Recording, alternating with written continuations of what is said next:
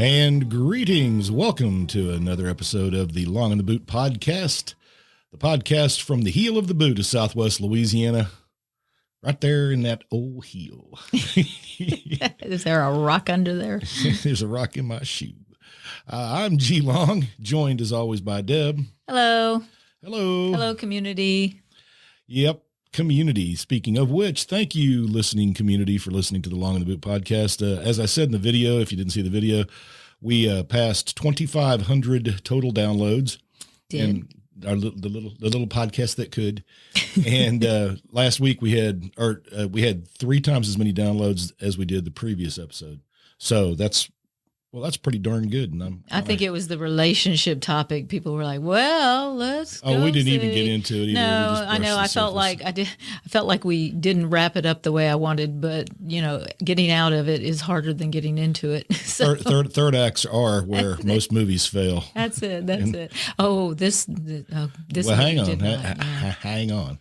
So, as also we said in the video, we were going to talk about truth and objective truth, and we've been coming around to that idea, and we're still kicking that idea around. I don't know. It hasn't coalesced into a solid gel mass in my head yet. It feels like a heavy topic, and so how to lighten it up, I guess. Yeah, I don't want it to be too heavy.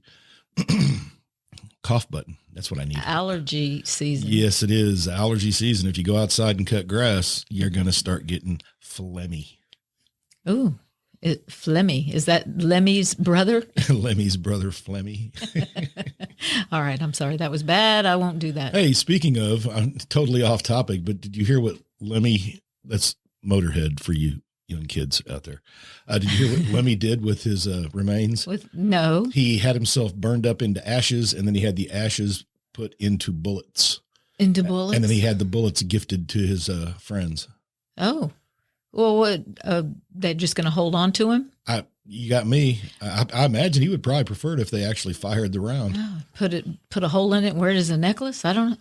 I'm curious. That's a strange receptacle. Yeah, it is. I need to go find out what kind of calibers we're talking about. Are we talking about hunting weapons or are they pistol rounds? How much did they each How many friends did he have? Yeah. Did he use 50 cal or 22s? If he had lots of friends, he might have to use 22s. He might have. So anyway, all right. If you want to strange but true. Here we go. If you want to reach the Long in the Boot crew, all you got to do is send an email to longintheboot@gmail.com, or you can call. It's I'm doing it again. It's like this mental block. Just go watch the video. It's on the video. That's why I think it's 502-9011. And as we've learned in Louisiana in the past week, you'll have to dial 337. So you might as well get used to it and start doing it now. There. Yes. That's your public service. That's annoying. That's your public service announcement. All right. Program your phone so you don't have to do it. There. Yeah. Just save start yourself some time. Just do it. it now. Don't procrastinate. Sure. Don't procrastinate. Well, because you'll come to the point where you're like in a hurry or you're in your car or something and you need to call somebody and you do that second. And you'll have to dial. You realize after you dial the number. Yeah. You'll get DDD. I'm sorry. All right. Well, technology. The number you're dialing is not available. You must first dial 337 before dialing. Thank you, operator. In your own darn area code. Okay. That's ridiculous. So the topic, let's go back. That's why I'm here. Go back. We were going to talk about truth. You mean that topic? Yeah. But then we started deciding more and more. It was because of it was because of Scarlett, actually. Scarlett said something about the movie. She is another Long who lives in the boot. She does. And lives in the heel. She told us to watch a Nick Cage movie. I'm a Nick Cage fan. Deb is a Nick Cage fan. Even if the movie's horrible, Nick Cage somehow just makes it better. He elevates every movie he's in. Ridiculousness. And if you don't agree with me, that's fine. It's okay for you to be wrong. Well, then shut it down right now because you might as well give up. It's okay to be wrong. Nick Cage is truly the actor's actor. So Scarlett suggested we watch it. We watched it, and we were blown away by the ridiculousness of Nick Cage and Kelsey Grammar. Well, first, let's talk about the movie. Actually set it up. Okay. Before we dive in. Well, no, the premise had been that you were explaining why we changed the topic. I've been talking about wanting to do occasionally a discussion about Louisiana movies. Movies and series. There is a lot to pull from here. Yeah, there is. It really is. But especially Louisiana settings in movies. So many movies do it well, but so many more don't. And there are some really quirky movies as well. And we're going to do some, we'll say, better quality movies in the future too. Oh, sure. They don't have to be low rent. We decided that we wanted to do it. And what better movie to start with than one that's as ridiculous as our movie today, Grand Isle. Yes. Don't make the mistake of getting the 1991 version. That will be a retelling of The Awakening, a completely different story. Yes. Yes, actually it is. And the crazy thing is my class this past week, we did the story of an hour, the short story by Kate Chopin. Okay. And yes, Louisiana woman, and we got to talk. Children. Well, we got to talk about the Awakening and how it was, banned, and in the 1950s it was pulled back up, and they said, oh, it's just an affair, it's not so bad. So morally we progressed from there. We should do a modernized version called The Awakening. And make the main character insufferable. Actually, that would really be an easy story to. Yeah. All right. So Grand Isle, starring Nick Cage, KaDee Strickland as Fancy. Oh, fancy. Fanime. We've got Nick Cage as Walter. We've got Luke Benward as the young handyman / drifter named Buddy. Also known as Tadpole. He does get that name. Movie's directed by, if you care, Stephen Campanelli, and it's budgeted in at $5 million. That's it. Yeah, $5 million. Film in Louisiana. All right. So there you go. They got it on the cheap. And of course, the first question I'm sure you're asking is, wow, did they film it at Grand Isle?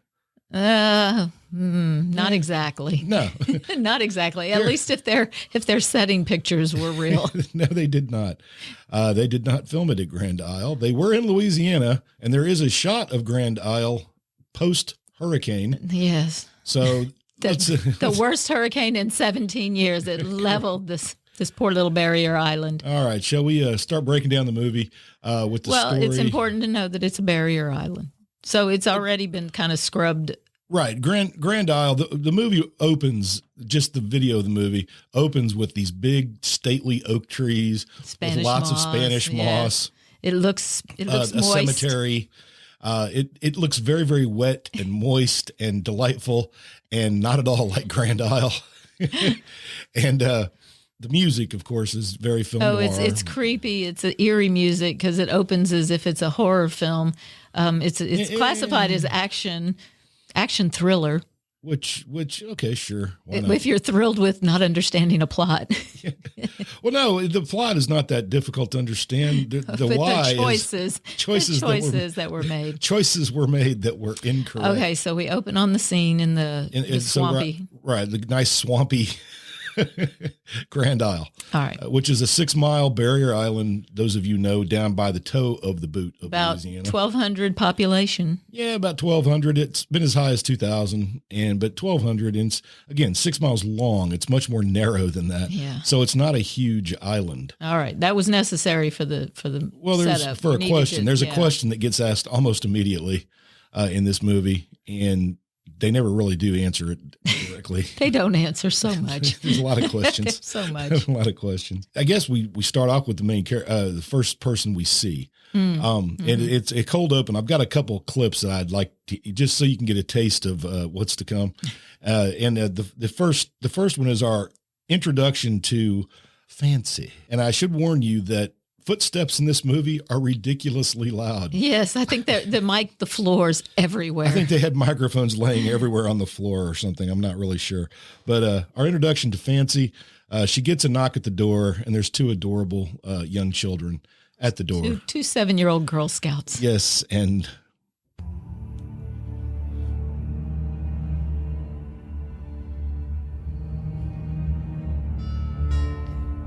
that's music for Girl Scouts.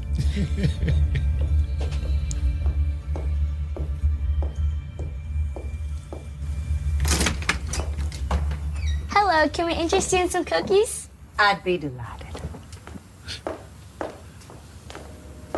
I will take 2 boxes for Frank. Here you go. Well, aren't you the most adorable little girl I've ever seen? Are you alright? Yes, darling. You can run along now.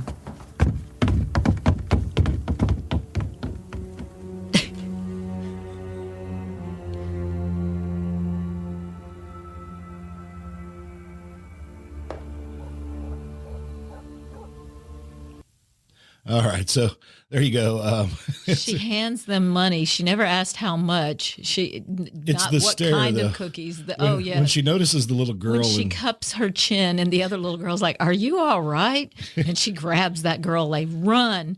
yeah, They didn't run far enough or fast enough. well, we'll though. get to that. but Yeah. Oh no, I'm foreshadowing. yeah, They didn't don't run. do that. You spoiler. Speaking of which, Oh, there's there will spoilers. be spoilers. There's spoilers If you hadn't ahead. figured that out yet. Anyway, so that's our first introduction to Fancy. Yes. And yeah, she really liked the little girl She a did. lot. She What did. an adorable little girl. With that creepy music. Like you have Girl Scouts coming to your house. All right, so we meet Fancy, and of course you can't stop there. You've got to kind of keep going. We do. There's a scene with a burglar. Yes. Right at the beginning. Our introduction to Walter is him killing a man. Yes, Nick Cage. Well, he shoots him, and the man falls through his fence on running away from the house after burgling. We don't even see Nick Cage's face. We see his feet, and he's Yeah. in bed, and then you hear glass break and somebody thumping around downstairs. He and steals again, all their candlesticks, and they're silver. not only are there microphones on the floor, there must be speakers too, because you can hear the guy running around downstairs like a 900-pound mouse. And So immediately they gathering break the silver. window. He throws him through the window. Then he shoots him and knocks down the fence, which is a huge plot point in this movie. Well, he sights in though. The guy's going to get away. Yeah. He's way out away from the house, fleeing for his life, and Nick Cage goes ahead and sights in on him, nice and slow, and then boom. He did tell the guy though, you picked the wrong You house. picked the to wrong rob." house. Yeah. He did. And he breaks his little fence. It's little- only about a 10-foot long It's 3 to 4 feet high, Yeah. 3 feet maybe, and it's the little white picket fence. white It's picket real fence. random though. There's nothing else to There's- connect it to. It's just no, it's out just there. a fence. And he breaks about a 5-foot section. Yeah, he knocks out some pickets, and that'll happen when you get shot square in the back. Yeah. You break the fence. You break a fence. So that's our introduction to Nick Cage. Oh, and I should mention that he also is smoking a cigar while doing this. A huge turd-sized cigar. He doesn't give up his cigar in this No, movie he does ever. not. Nothing makes him put that down. No, he's got that cigar going. And then we're going to come to find out, of course, that the next day a call has been made. Yes, and this is where Buddy comes in, Our young man, Buddy. the action fence guy. Yeah, he has first we see Buddy trying to sell some guy on some kind The of diner scene where get he rich- comes in randomly in his sleeveless T-shirt and tries to make some sort of business proposal, but we never quite find out what it is. Yeah, it's all really just set up. it's sketchy. It's a setup. His wife is also in the diner with their baby, their infant child. sick child. And the wife looks kind of sickly. So they're in a booth. Meanwhile, he has this discussion with this guy to try to get him to invest. I don't know. Well, he's trying to conduct a business deal, but you have to understand he is wearing a T-shirt with the sleeves cut off, talking to a man in a suit, basically. His suit and tie. Trying to So this convince guy, him to give him money. he wants nothing to do with Buddy. So then Buddy turns and goes and sits with his wife, who immediately begins to bitch him out And cry. for not having a job. And she says the diner has openings for bus boys. And then she says she'll get a job, and he says no, Oh, no. That's no good. No wife of mine's going to work. That's right. And I'm not. So, but he's driving a truck that says Action Fence Company. Right. So does he have a job or not? I'm not really sure. I think he's a handyman, but I also think the truck is really, really, really old, and it's full of all kinds of scrap Yes, lumber. but that's a plot point too. I know, but it's The it's whole full movie is full of visible plot points. it's It's full of scrap lumber, though. I don't know what a fence guy The needs movie. with a truck bed full of scrap yeah. lumber. I don't know if he already had the pickets when he showed up at the house or not. Anyway, so we leave that. Now we know he's henpecked at home by a wife who's had a baby. Yeah. They're having all kinds of difficulty. And they're having money trouble. Okay, so we got all that now. So we get Buddy's backstory, and then we have to go back to the house now, and Buddy has to knock on the door. And Nick Cage is sitting inside, and literally he is just sitting in a chair. He's like a hawk. He swoops down and opens the door. He's just sitting in a chair drinking liquor. Yes. You don't know what he's drinking. It's brown, and it has ice. It could have been a Coke, but I'm betting not. Well, judging by the way he's disheveled, his hair in this whole movie is atrocious until the final scene. He doesn't own a comb. He's greasy. His beard is. Now, we're telling you the story of the movie as it happens. However, we also have to mention, in the case of Buddy, prior to meeting Walter, Nick Cage, we get a scene of Buddy sitting in a interrogation room. Oh, yeah, that's the thread. That's yeah. So we're going back now.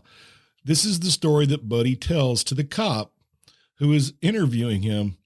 And Buddy is sitting in a chair. He's covered in blood. He's got blood coming out of his nose. His little sleeveless T-shirt is covered in blood. His little unsleeved arms are bleeding.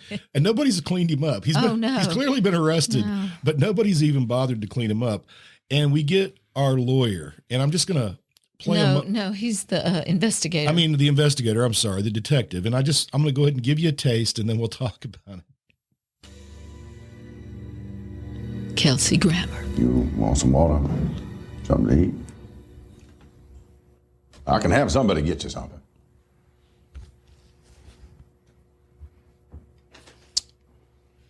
You a God-fearing man, buddy. You've been to church?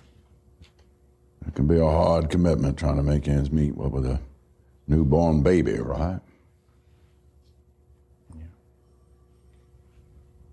I wasn't very religious myself growing up, but this job has shown me some things that I can't erase from my mind. And they've been burned into my soul forever. I have to admit there have been some moments when I wasn't sure I'd be able to go on. But then my faith carries me through. You ever have moments like that? You feel like right now might be one of those moments? Well, sure am sorry about this. I mean, breaking and entering, that's one thing, but murder, damn, that is a whole other story. And I hate to tell you that all signs clearly point to you being the murderer. I want you to help me understand your side. So that is our investigator, played by none other than Kelsey Grammar. What kind of crime do they have on Grand Isle? Has he been here his whole life, or has he come down from New York City to fight crime in a peaceful place? He's come down from New Jersey in real life with a really bad Southern accent. But he's channeling Clarence Darrow. He's seen some things. I know. I'm sure he watched Inherit the Wind. He must have just studied the hell out of that.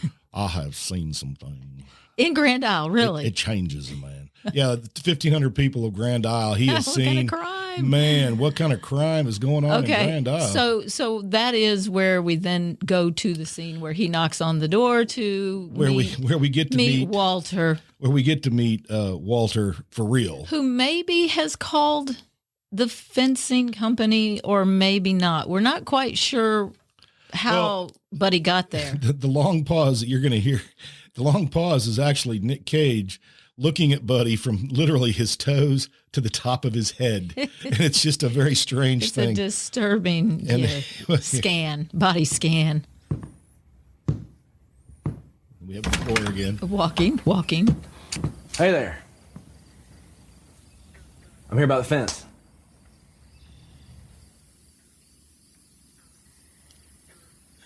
If somebody called and requested I come, Buddy? The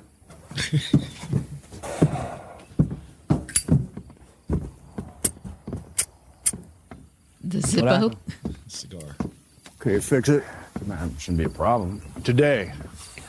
Oh, well, today was just supposed to be the estimate. You know, we got a hurricane coming. Oh, a hurricane. Just a piece of fence. Not even 1 o'clock yet. I need my We got fence plenty fixed of time. before the hurricane. I'll make it worth your while. Worth my while, huh? What you think? Oh, there he is, Mr. Negotiator all of a sudden. What's it gonna cost me? Let's see. You got to replace this whole part. So, I mean, that's probably, 7 feet? That's about $10 post. It was about 4 tax, feet. you're looking at around 100, so all in, I'd say 200 would be safe. Well, you get it done today. I'll give you 250. 300? 240 final offer. Deal. I want it done today. Where were you stationed? 1st Battalion, 10th Marines, Camp Lejeune, North Carolina. Gunslingers, right? How'd you know that? Navy man. Just got back. Well, I'll be damned. Yeah, I know they call you all squids, but you look more like a tadpole than me. That is a plot point as well. So first of all, there's so much to break down here. The long pause where he stared at him, and then his little when the guy says his name, he just laughs at him, Buddy, and then gets angry when Buddy says, "Well, what you think? You know, yeah, tell me what you think about giving me, Mr. Negotiator." All of a sudden, never takes a cigar out of his mouth. Actually talks around the cigar in a lot of scenes. Yeah, and then the randomness. No, actually, it's not and then, random. of course, you got a hurricane coming. We've got the hurricane coming. That's important to the plot as well. But a hurricane's coming. We need to fix this little tiny picket fence that serves no purpose at all. And Buddy looks at it, he goes, "It's about 7 feet." No, it's not, not even close. His measurements are wrong. You would think a man who has a business or not named Action Fencing could look at it and go, "Oh, I got that. That's 4 feet. I got to take that section, and it's going to take me, once I get the wood, take me maybe 30 minutes." No, it's going to take all afternoon. It's going to take all afternoon. Of course, that's going to happen. Okay, and then the military talk, part of the setup for why Nick Cage is as crazy as he is. Yeah, we're gonna gradually get the story about Nick Cage's past in the and Buddy's past, because Buddy has. They both have an equally disturbing. But we don't get that. Experience. First, we have to get to, of course, what you expect to happen the entire time. The scene where Fancy now at this point goes and tries to seduce Nick Cage. Right. Okay. So just real quick, Nick Cage is sitting on the porch with a 12-pack of PBRs. That's a Pabst Blue Ribbon for you young kids.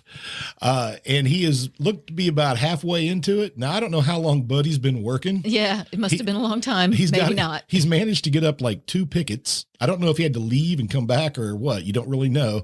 But Nick Cage is sitting in a chair.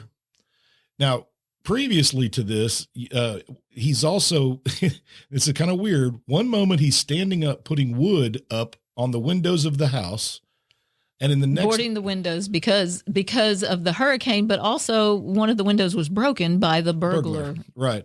And he's putting up wood to cover the windows. And I think he was just putting up pallets. That's what it looked like. Yeah, it looked like pallets. And then a few moments later, he's sitting in a chair drinking PBRs. And has been for a while. Yeah, it's because now crazy. He's got all these empties. But now we have to be reintroduced to Fancy. Yes. And Fancy is the classic Southern. What would you say, MILF? Yeah, I guess she's kind of MILFish. She's wearing a sexy little house dress, you know. Yeah, a little string dress, little sundress. Yeah, and her high heels. Oh yeah, high heels. Always you could hear that in the opening scene when she walked to answer the door with the Girl Scouts. Well, everybody knows women can't do anything if they're not wearing high heels. We've learned that over the years. We have. Television has taught us that. Yes. All right. So she does this little sexy dance and song. Comes down in her best, sexy dance. Sexy dance. And Nick Cage is sitting in a chair with sunglasses on. He gets to watch this. Yeah. As Fancy comes out to talk to Buddy and offer him something. Well, wait, you got to finish the scene where she dances for Nick Cage and he has been passed out. Remember behind the I sunglasses? forgot about that. That's right. It's their anniversary. Important. It's their anniversary. I forgot. Yeah. See, there you go. How dare you forget that scene? Just a typical man. She tries to seduce him, and he is actually passed out in the chair the entire time while she sings and dances. Yeah, his head is in shadow. You don't see his face. Yeah. So she does this whole dance. He's she asleep. goes over and takes the glasses off of him and starts griping at him, and then she runs Typical off. woman. Yeah, and he's like, "I love you every day. Why does one day have to be special?" Like, you SOB, and it does. But that's our setup for her now. Going to bring some tea to our right. little So buddy. they have their fight, and she basically says that Walter can't finish anything. Why can't he love her like a real man? Yes, she asks him to hurt her, and he turns No, away. she says, "Hurt me bad, hurt me real bad." And Walter doesn't, and she mocks him some more. Yeah, it's an interesting and relationship. he didn't hurt her, and then she goes, "Just what I thought." Mm-hmm. No follow through. Yeah, right there, he should have just punched her in the face. So she's going to go look for some follow through with Buddy, who's still outside working on his fence. I don't know about the time frame. Of all of timing's this. way off on a lot of things in this movie. They either move really quickly and get a lot done in a short period of time. I don't know. Or they live in an altered dimension and time has no meaning. That seems most likely. That's what I'm going to go with. Okay. So anyway, Buddy's outside working hard, rebuilding this 5-foot fence, and he's well into it. Yeah. He's gotten up at least 2 pickets. He needs maybe 3 more, and he's done. and Fancy has an offer for Buddy. Same music again.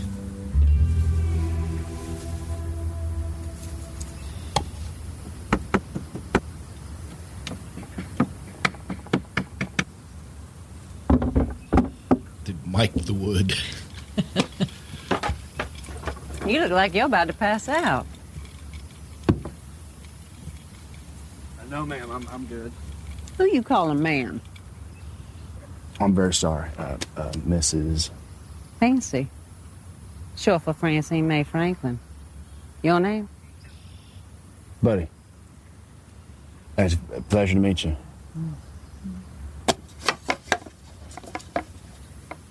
You want some?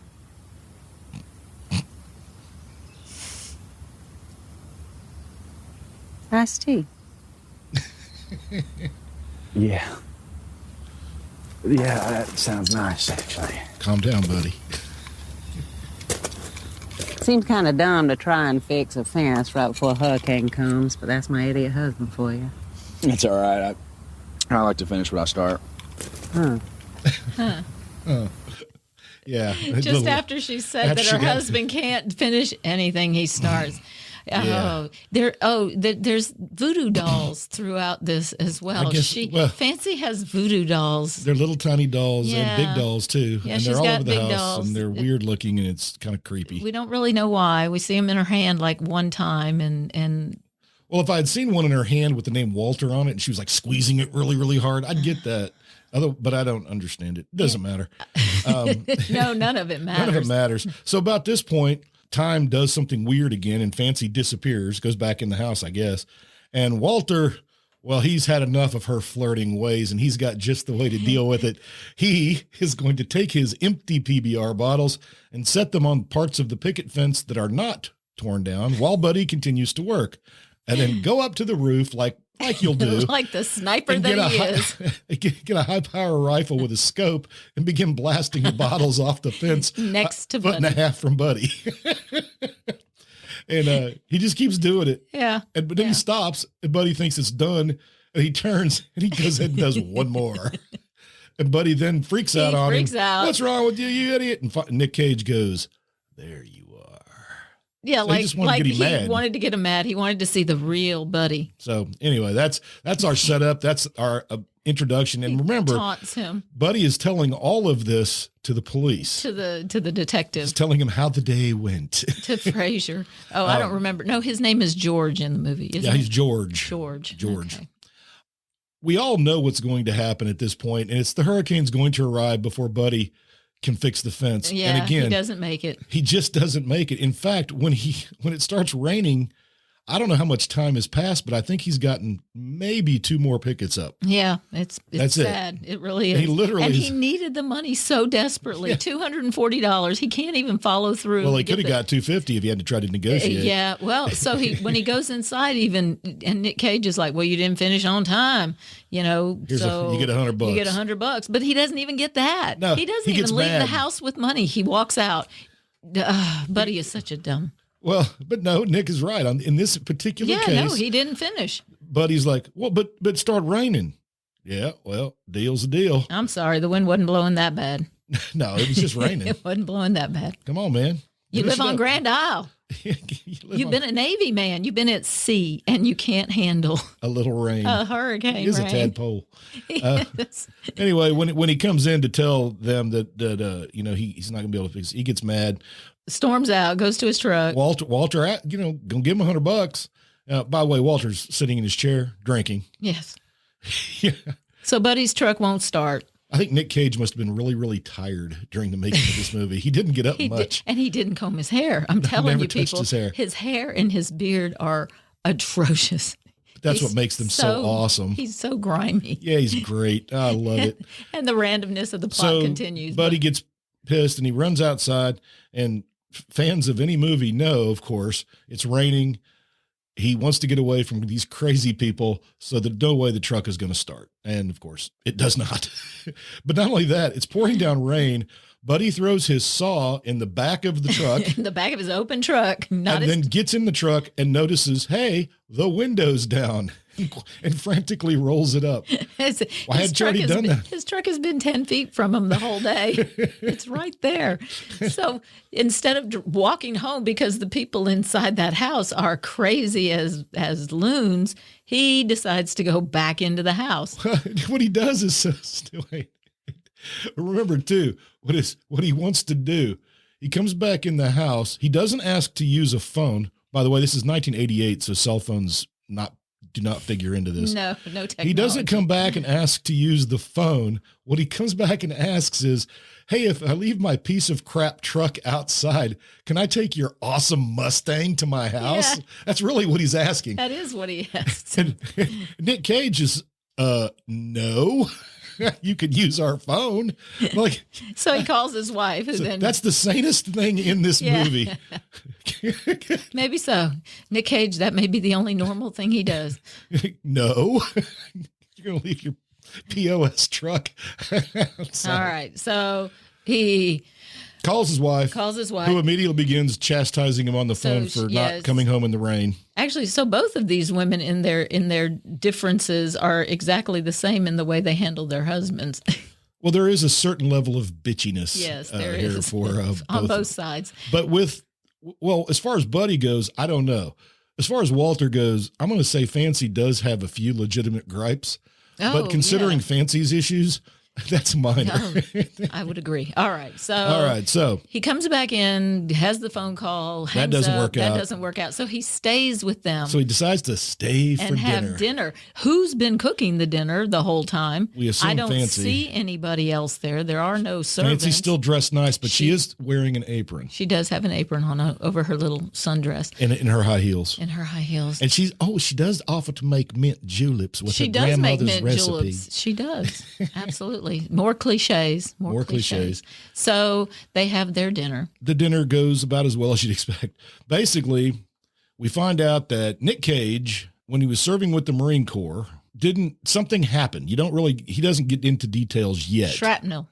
That's what he calls it. Shrapnel. Yeah. And it was a friendly fire incident. Somebody lost control of their grenade. So my theory, of course, is that they knew exactly what they were doing, and he was being fragged. He said basically first day in country, they're going to go on some kind of patrol. Yeah. And as he put it, and I would assume they would have all been boots. Yeah. Because he talked like he was already, he was a kid. Yeah. But anyway, so the kid releases a grenade. Only person gets hurt's Nick Cage. His team deploys without him because he's healing. Yeah. And of course, they all get whacked. Everybody gets killed, and he is pissed. He's upset about it. He's upset. Not that they're dead, that he didn't get to be there because he would have done something. So there's our setup for him. He's suicidal. Now we know his backstory, and it's weird. And he's very angry about it. I begged, I pleaded. And Buddy had some sort of strange incident. We'll get to Buddy's thing, because that's actually something that really happened. Oh, there's real actual history in this? Yeah, there is a little tiny piece of actual history. So things kind of go south from there. We get the mint juleps. Yeah, and then there's a scene now where she takes Buddy up to the bedroom. Well, again, because he's got to sleep there. He's not going home. Well, yeah, she's going to take. There's a hurricane. She's going to exactly. She's going to take him and show him his bedroom, which weirdly enough is her bedroom. Yeah. She takes him in her bedroom. We don't know where Nick Cage is. He's gone. And then she pulls the classic, I need to change into something more comfortable. Goes behind a screen, a privacy screen. The silhouette, the beautiful silhouette screen. So and poor Buddy, he's and she comes out in this hot number, all chesty and writhing, yes, breathing heavy and trying to take control of poor little Buddy. She never really gives any sound to her voice. We have found out by this point that she is unable to what happens here? Medically have children. He said that she asked about his it must be hard to be a father of a newborn. I might do that too well.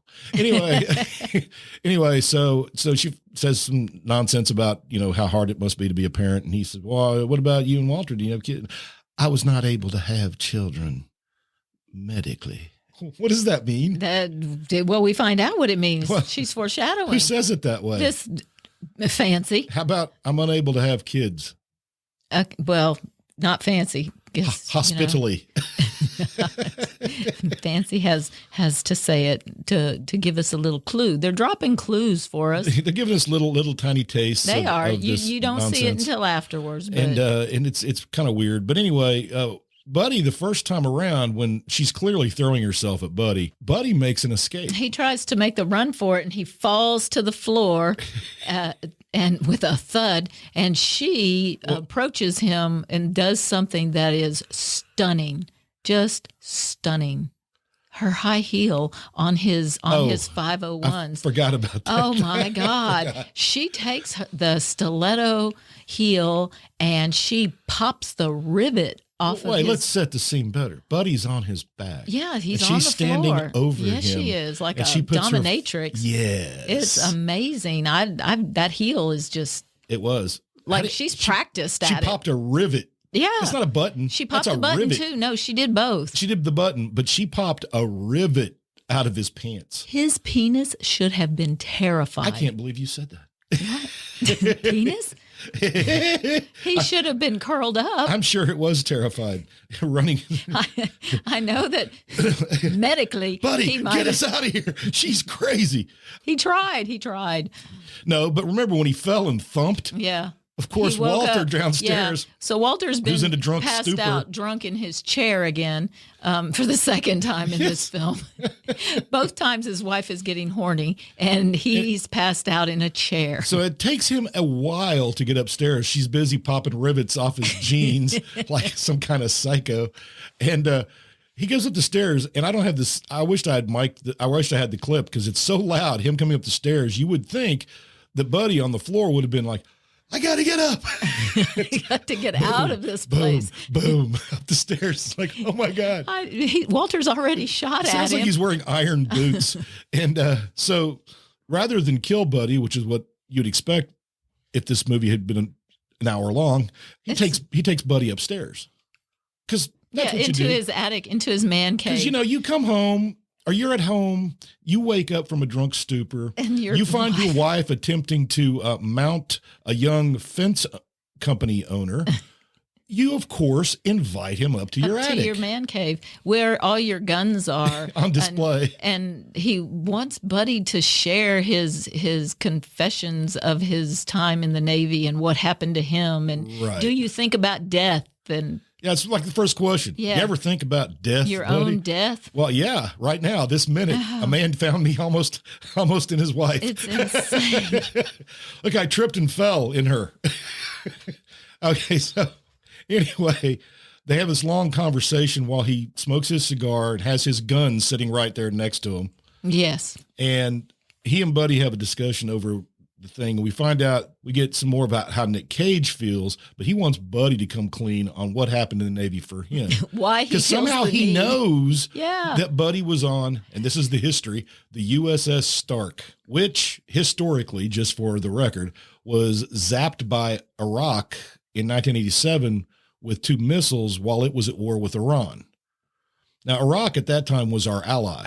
This is before Saddam Hussein made us angry. And this movie is 1988. It takes place in 88. Yeah. So a bunch of people died on the Stark when the missiles hit, and Buddy couldn't save his friend. That's what we're told by Buddy. Yeah, yeah. He goes into that later and talks about Right. Carl or whatever his name was. You can tell Nick Cage doesn't really buy it. He doesn't believe him.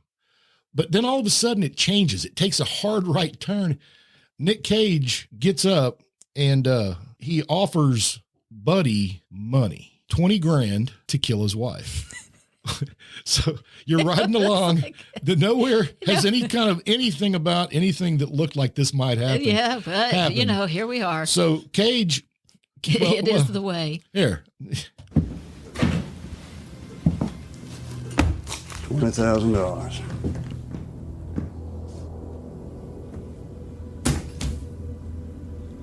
Why are you showing it to me? $20,000. That's what I'm going to pay you to kill my wife.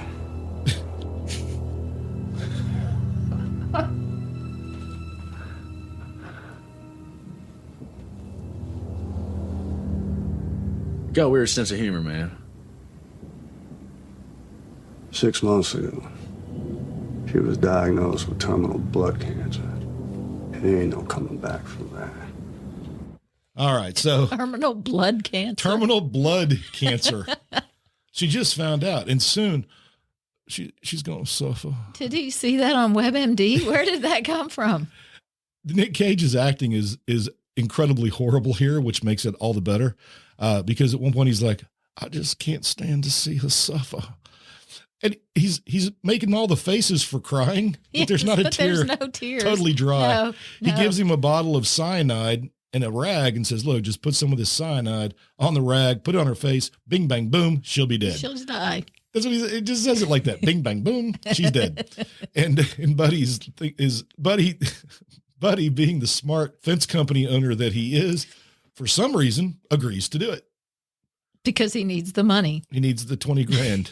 That's the whole motivation there. All he right. needs the money. So back to Fancy, who is now at this point left the kitchen and, changed, and then changes out of that outfit to take a bath, Yes. as you will, when a strange man is just running around in your house. And there's a hurricane. Oh, by the way, doors open. During the hurricane, the power never goes out. Yeah, the power never even blinks. Never even blinks. No issues really with the hurricane at all. And Well, again, until the very end. until the very end. But wait, so Fancy's in her bathtub, and who's playing on the radio? It's help me, you know the singer. Britney Spears. That's all I got. No, it's the lady. Oh, Billie Holiday. thank you, Billie Holiday singing on the radio. So Billie Holiday is singing, and Fancy tells Buddy some stupid story about that song that's completely nonsense. It's made up. Anyway, all right. So back to Buddy's in the bathroom now. He's come in because, Because she's taking a bath. So and she of wants to course. talk. Yeah. And of course, as you will, when some guy's wife is naked in a bathtub, you go in and talk to him. I don't fault Buddy here is what I'm saying. Buddy's doing what any man would do. I don't know. I think Buddy has gotten into the flow of weirdness in this house and feels like this is normal and it's okay. I think he's pulled in. So they talk some more and they discover, Buddy discovers that Fancy doesn't have blood cancer. And so, of course, they bone. Yes, so then they have to have sex because she's not going to die. She's not going to die. He's not going to be able to kill her. But to be fair for Buddy, again, Buddy has no blame in this. Poor Buddy. Yeah, because it's been 6 months since his wife's given him any, and well, he's got no control. Yeah, that'll fly with most women. Yeah. Again, most men are wives. just victims. We know it. Yeah, everybody, ladies, be aware. Fancy touches him on the leg, and then touches and him he's on got no buttons, so yeah, he's missing buttons. The buttons on and then the she floor. touches the inner leg. Yes. And then we know that that's going to lead to something, and it does. And the very next moment, we see her curled up on Buddy. They're both naked. And for some reason, she's playing with the chest hair that he doesn't have on his chest. It's really weird. She's twirling her fingers like he's got hair, something there. but he doesn't. And then it cuts back He's a tadpole, remember? But then it cuts immediately from that scene. It cuts back to one of my favorite moments in this movie. And this is kind of the longest clip I'll play of the whole time, because we're going to wrap it up pretty quick. It won't be much longer, believe me. But this scene and whoever wrote these words, boo and well done. I get you both. With her husband in the next room thinking you were going to kill her. You expect me to believe you didn't commit murder? With morals like that? I know. Stupidest shit I ever done in my life. All right, I get that. But it's been 6 months since my wife and I... And Fancy... She's crazy. All right, but she is sexier than hell. Softened me up with all that emotional shit, and... Women. I guess I just always had a taste for danger. That's not danger, son. That's a death wish. He knows Felt Fancy. bad for her. Because of her illness. Now, something else. Like she, has this hole in her, and she can't fill it. Just let it go. You let it go, you set yourself free from this wicked burden of guilt and shame you got locked up inside you. It's okay. Let it go. I didn't do anything. You want to go on lying to yourself over and over again, that's fine by me. I got all day. You don't get it. At this point, I was just trying to figure out a way to survive the night. Just how'd you do that? Pitting them against each other. Well, if that was his plan, he didn't do it very well. He didn't do it soon enough. They were already at each other's throats. Yeah, he didn't take He didn't take anything for that. Okay, so he's there to fill that hole. And she has a hole that can't be filled. I don't know who wrote that. But, why do you need to put it in crazy, dude? What? There's a rule. There is. Don't do it. Did you not learn that on your Navy ship? I know the Navy tells their people that they need to be aware of where they're putting it. Yes. You know. That's a rule for life, really, men. Men, let me just say, that's a rule for life. Crazy never gets better. No, it does not. So then we rush to a scene where Fancy is going to leave with Buddy. He is going to take her away from this house. That's because right. Nick Cage is crazy, but Fancy's crazier. Yeah, it finally. So Buddy, now that he knows, of course, that so they're gonna get away. Fancy has this idea of getting Buddy out of there. Buddy has an idea of just getting out of there, and what he wants is Walter's Mustang keys. Yes, and he's been trying for that all night. There's some tussles. We'll just go through those really quick. Fancy stabs Nick Cage in the hand. Yes, well, she kind of had to. No, not the hand. He needed to be stabbed in the heart. Well, yeah, but that would have cut the movie short. Anyway, so long story short, everybody fights with everybody. It's Shakespearean. Then Walter at some point manages to get Fancy unconscious on the floor and orders Buddy to kill her. Yes, to get the poison and Buddy throws the poison into Walter's eyes. There's a tussle. Yes. Gun going around. Strangely enough, not used at this point. No shots. Which no is very shots unusual. Fired, yeah. And then a tree limb comes through the window. Yes, because there's a hurricane. Because there's a hurricane. The remember? lights are still on, but there's a tree that came through the house. You couldn't even hear wind outside. No. Really, you hear occasionally. You'll hear. But we know that Nick Cage had boarded the windows. Well, it didn't matter, did it? No, it did not. Anyway, so they have a big fight. Buddy trounces Walter. He does. And then ties him to the banister. Yes. To the stairs. The lovely wood banister. Oh, the house is gorgeous. It really is. Yeah. And strangely enough, at this point, Fancy wakes up and her plan is, come on, buddy, let's run away together. Yes. Buddy is just tearing the house up looking for car keys. He really wants to drive the Mustang. Really, if Walter had let him drive the Mustang at the beginning, you think all of this? A lot of this could have been. Well, yeah, because he would have gone home. He's a Ford man. However, then she would not have been stopped. And so finally, the door that we haven't talked about, that we have seen numerous times in passing in the hallway and various things. It's got like 5 locks on it. Locks on it. And you probably at this point been asking yourself, if you watch this movie, why does that door have so many freaking locks? Well, of course, in every movie, if there is a door with 5 locks, that door There's will something open. Down there that doesn't. It has to open. And before they run away, Nick Cage is all beat up and bleeding, tied up to the banister. And he has a message for Buddy as they're about to drive away. And I don't know if Buddy's going to run away with Fancy, go find his wife. I'm not really sure what's going on there, but he's taking her. And he would have taken her, but something happens. Ready? Yeah. Before you two lovebirds escape reality together, there's something you should know, buddy. You like dangerous things, don't you? Have a look in our basement. You're gonna love it. What's down there?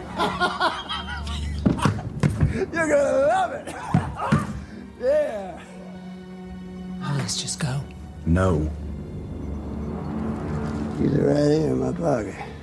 Come and get them. So he's had this huge fight with Buddy. The keys are in his shirt pocket the whole time. Never came out. You think I got a dark side? You have no idea.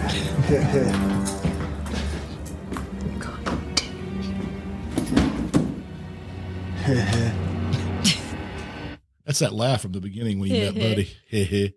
Anyway, so Buddy, of course, goes to start working the locks. So we find out that Nick Cage there, Walter is only mid-level crazy, but the real culprit in this movie is Fancy. It's the stiletto rivet popping. She's really mad at Walter for telling.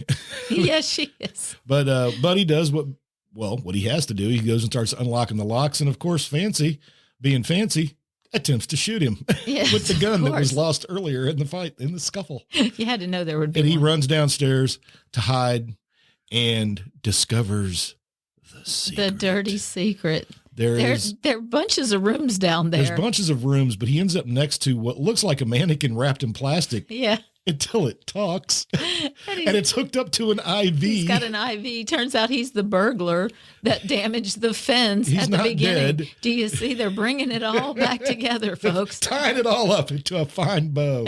and it's it's the guy that was robbing Nick Cage's house. And he's been kept alive for some reason. For Fancy's sake. For Fancy's sake, I guess. Whatever. Oh, I should tell you, too, the basement is filled with those stupid voodoo dolls. Voodoo dolls and everywhere. There's some in there that are like life-size. There's no explanation for them. Never do they ever say anything about all of the dolls. Where did she get all the cloth to make them? Is she making them? What are they for? Does she actually? She is very energetic, though, so maybe she gets a lot making done. them.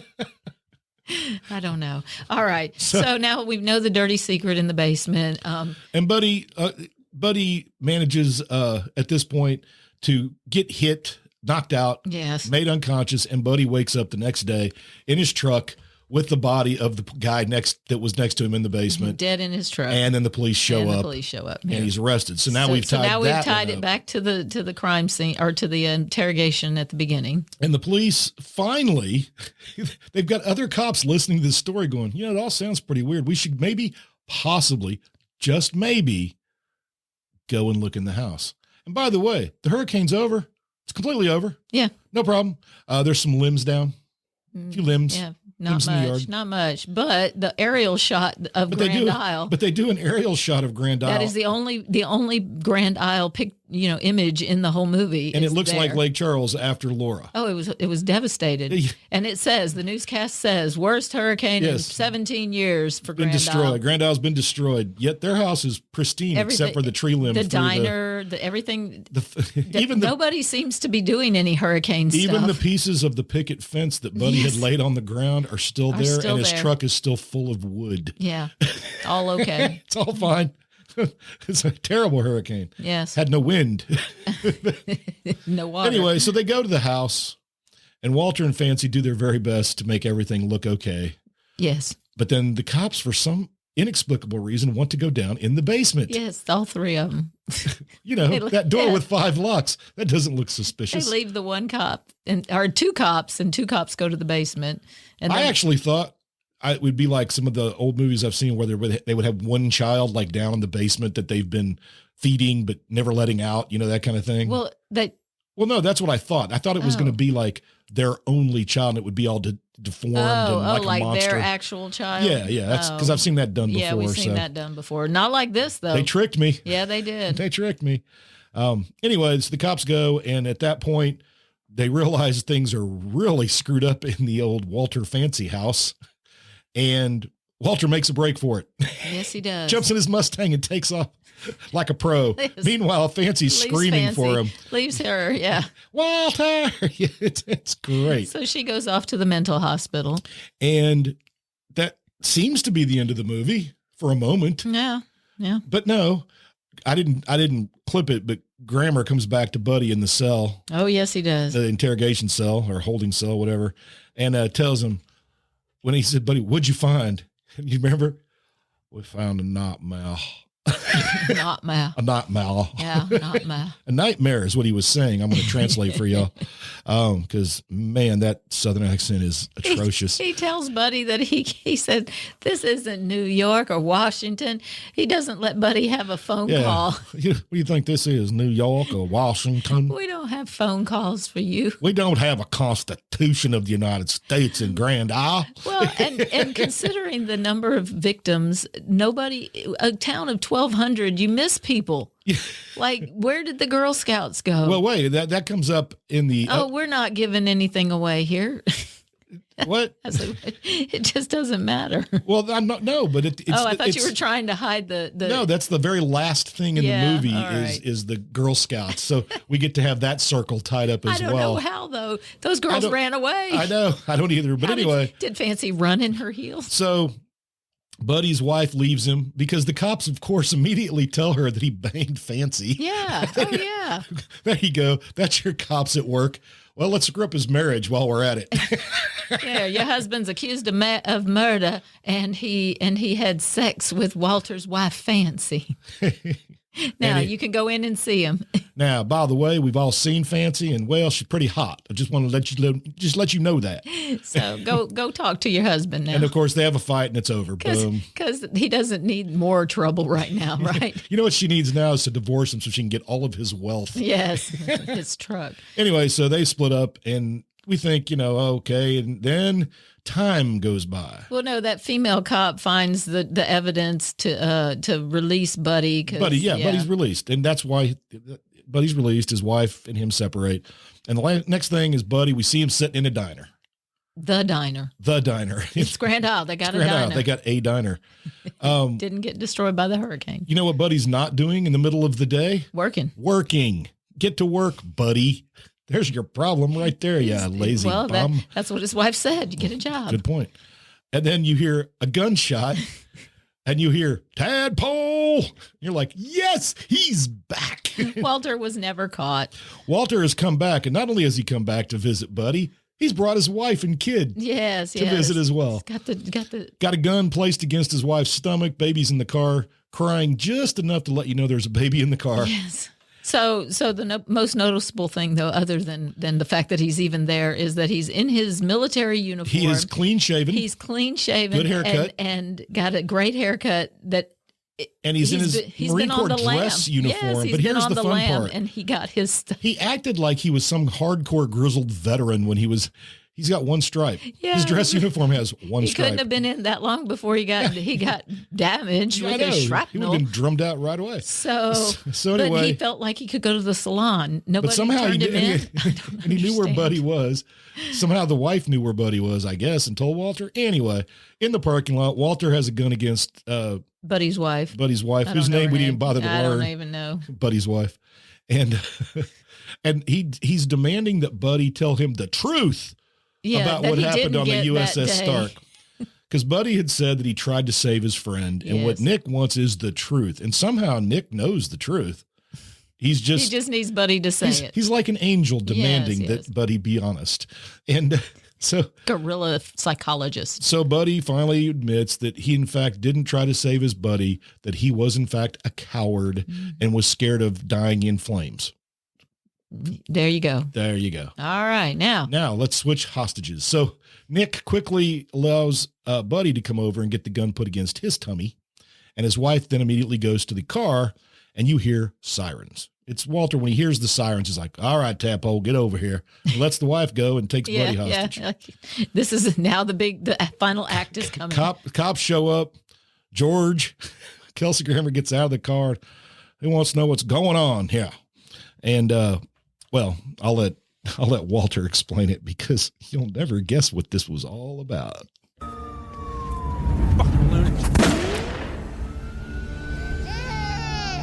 Baby. She's been sick. Get over here, Tadpole. Come on.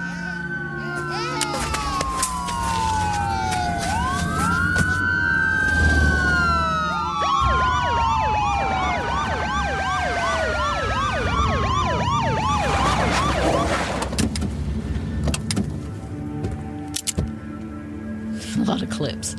Hey, Walt. Hey, What Walt. you aiming for here? I have a demand. What you waiting for here? Go ahead. Where's my baby girl? Where's Fancy? I want her released. They put her in a lockdown mental facility. Even if I wanted to, I couldn't get her released. She is crazy. You know that, right? Well, then, you best get ready. Shit's about to get ugly. Hold on, Walter. What would y'all fellow Marines say? You think they'd condone this? Fuck yeah, they would. This here is a sacrifice against a system that doesn't give a shit about me or my fellow Marines. Oh, hell, we could talk this out over a beer. Please let Buddy and his family go. I'm done talking, George. And I sure as hell am done drinking.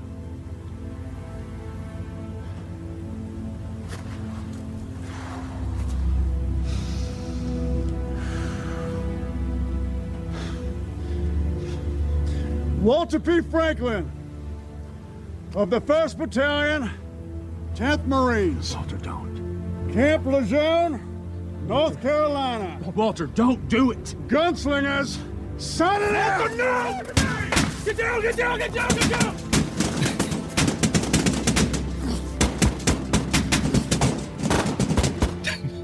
And Buddy gets shot in the shoulder by friendly fire. Ironic.